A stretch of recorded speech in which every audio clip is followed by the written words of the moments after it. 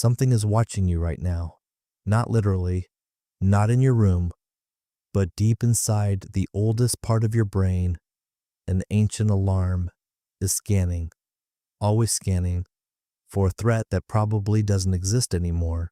You feel it when the room goes quiet, when someone walks behind you, when your chest tightens before your mind even knows why. The real answer's far stranger than you think. Your amygdala has been doing its job for 500 million years. It predates language. It predates memory. It was built for a world that no longer exists. Imagine your ancestor 2 million years ago crossing an open East African grassland. No walls, no shelter, just wind, sky, and everything that could kill them at the edge of their vision. The rustle in the tall grass could be wind, or it could be the last sound they ever heard. A false alarm cost almost nothing. A missed threat cost everything. Evolution doesn't reward accuracy. It rewards survival. So your brain adopted one ruthless rule: when in doubt, assume the threat is real, fire the alarm every time. Psychologist Daniel Kahneman called these fast and frugal heuristics shortcuts built for speed, not precision. The brain doesn't analyze, it pattern matches. And it still does this today in a world the alarm was never designed for. That's the truth buried inside your daily anxiety. Your brain isn't broken, it's running a perfectly calibrated ancient program in an environment that changed so fast, in evolutionary terms, overnight, that the update never arrived. It was never told the leopards were mostly gone.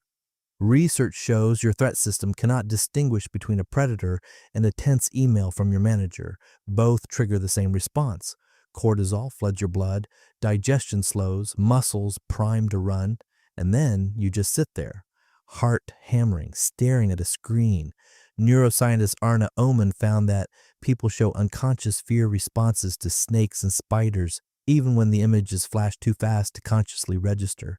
But modern threats like firearms, a far weaker response. Your fear isn't calibrated to actual risk. It's calibrated to ancestral risk. And when the environment offers too little input, your brain fills the gaps with danger. Lisa Feldman Barrett's research shows the brain is a prediction engine, constantly simulating what's about to happen. For millions of years, that simulation defaulted to threat, that quiet, unplaceable dread when nothing is wrong. That's the baseline your ancestors survived on. There's one more layer. Your brain didn't only track physical predators, it tracked the social world just as fiercely, because being cast out of your group was as lethal as being hunted. Alone, you couldn't survive. So a second system runs constantly, scanning for rejection, exclusion, loss of status. Psychologist Naomi Eisenberger found that social exclusion activates the same brain regions as physical pain, being left out and breaking a bone share neural real estate. To your ancient brain, abandonment wasn't a slight, it was a wound. This is why standing before a crowd terrifies people more than almost anything. Standing alone while eyes watch you is, in ancient terms, maximum exposure. Your body votes to run. The audience isn't dangerous, but your brain doesn't know that. Beneath every anxious thought today, every worst-case scenario your mind rehearses, every flash of dread, in a perfectly safe room, there is an ancient system, tireless and faithful, still doing exactly what it was built to do.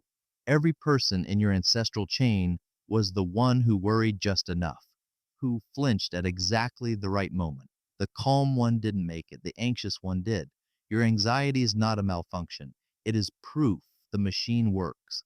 Tonight, when the room goes quiet and something in you sharpens, when your chest tightens before your mind catches up, that is not weakness. That is millions of years of survival, still at its post. Something is not watching you. But your brain was built as though something always is. And once, on a dark grassland with no walls and no lights, that was the only reason you're here at all.